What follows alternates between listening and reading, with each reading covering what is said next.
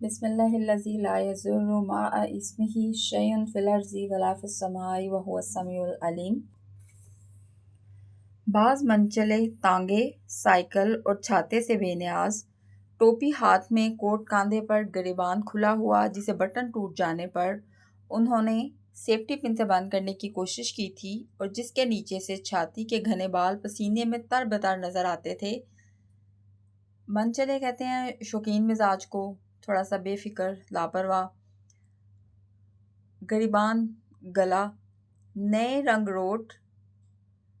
یعنی کہ جو نیا نیا بھرتی ہوتا ہے سپاہی، اس کو کہتے ہیں۔ سستے سلے سلائے ڈھیلے ڈھالے بد قطع سوٹ پہنے، بد قطع بری قطع والے، یعنی کہ ایسا کپڑا جس کو خوش نمائی سے کاٹا نہ جائے تو پھر اس کی سلائی بھی اچھی نہیں ہوتی، تو بد قطع سوٹ پہنے، اس گرمی کے عالم میں واسکٹ اور نکٹائی کالر تک سے لیس، کوٹ کی بھلائی جیب میں دو دو تین تین فونٹین پین اور پنسلیں لگائے خرامہ خرامہ چلے آ رہے تھے، خرامہ خرامہ، آہستہ آہستہ۔ گو ان میں سے زیادہ تر کے لڑکوں کی مادری زبان ایک ہی تھی، مگر وہ لہجہ بگاڑ بگاڑ کر غیر زبان میں باتیں کرنے پر تلے ہوئے تھے، یعنی کہ مصر تھے، اصرار کر رہے تھے کہ ہم نے یہی کام کرنا ہے۔ اس کی وجہ وہ طمانینت نہ تھی، طمانینت کہتے ہیں سکون کو، اس کی وجہ وہ طمانینت نہ تھی جو کسی غیر زبان پر قدرت حاصل ہونے پر اس میں باتیں کرنے پر اکساتی ہے، بلکہ یہ کہ انہیں دفتر میں دن بھر اپنے افسروں سے زیادہ تر اسی زبان میں بولنا پڑتا تھا، اور اس وقت وہ باہم بات چیت کر کے اس کی مشق بہم پہنچا رہے تھے، یعنی کہ اس کی پریکٹس کر رہے تھے۔ ان کلرکوں میں ہر عمر کے لوگ تھے، ایسے کم عمر بھولے بھالے نا تجربہ کار بھی جن کی ابھی مسیں بھی پوری طرح نہیں بھیگی تھی، یعنی کہ جو جب بچے 14 ایئرز یا 15 ایئرز کی ایج تک آتے ہیں تو ان کے چہرے پہ ہلکا ہلکا بالوں کا رواں دکھائی دیتا ہے، یہ اس کو کہتے ہیں، اور جنہیں اب اسکول سے نکلے 3 مہینے بھی نہیں ہوئے تھے، اور ایسے عمر رسیدہ جہاں دید گھاگ، عمر رسیدہ یعنی کہ بڑی عمر کے، جہاں دیدہ جنہوں نے دنیا دیکھی ہو، گھاگ چالاک تجربہ کار، جن کی ناک پر سال ہا سال اینک کے استعمال کے باعث گہرا نشان پڑ گیا تھا،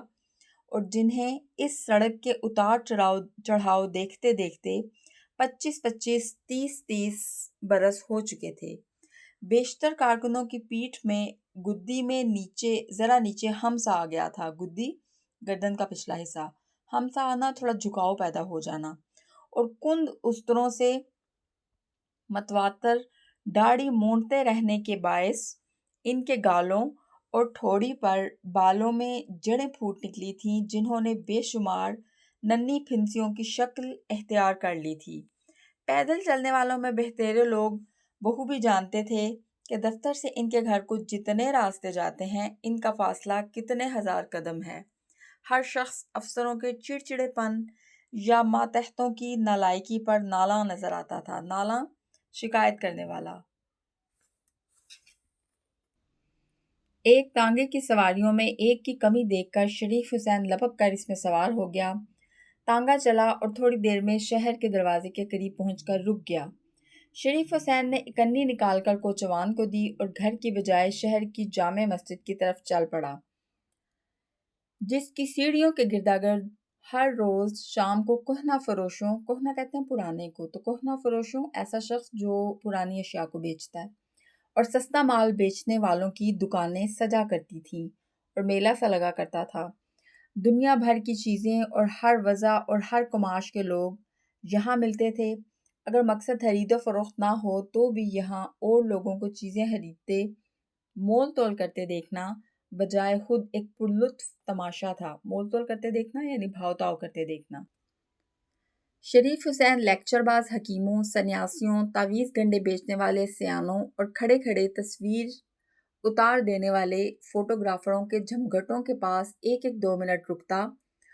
سیر دیکھتا، اس طرف جا نکلا جہاں کباڑیوں کی دکانیں تھیں۔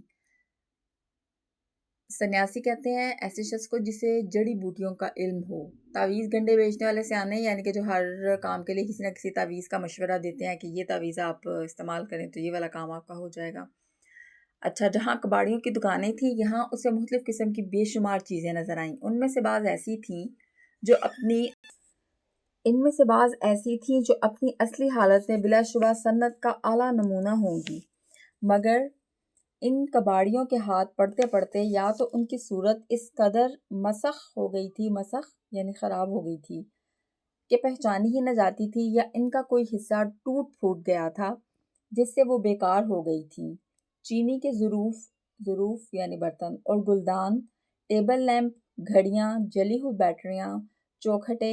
گراموفون کے کل پرزے، جراحی کے آلات، ستار، بھس بھرا ہرن، پیتل کے لمڈھینگ، بدھ کا نیم قد مجسمہ۔ ایک دکان پر اس کی نظر سنگ مرمر کے ایک ٹکڑے پر پڑی جو معلوم ہوتا تھا کہ مغل بادشاہوں کے کسی مقبرے یا بارہ دری سے اکھاڑا گیا ہے۔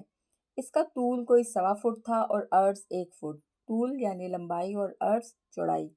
شریف حسین نے اس ٹکڑے کو اٹھا کر دیکھا۔ یہ ٹکڑا ایسی نفاست سے تراشا گیا تھا کہ اس نے محض یہ دیکھنے کے لیے بھلا کباڑی اس کے کیا دام بتائے گا، قیمت دریافت کی۔ بچوں آج تک یہاں ہی، انشاءاللہ کل ہم پڑھیں گے بقایا۔ اللہ حافظ۔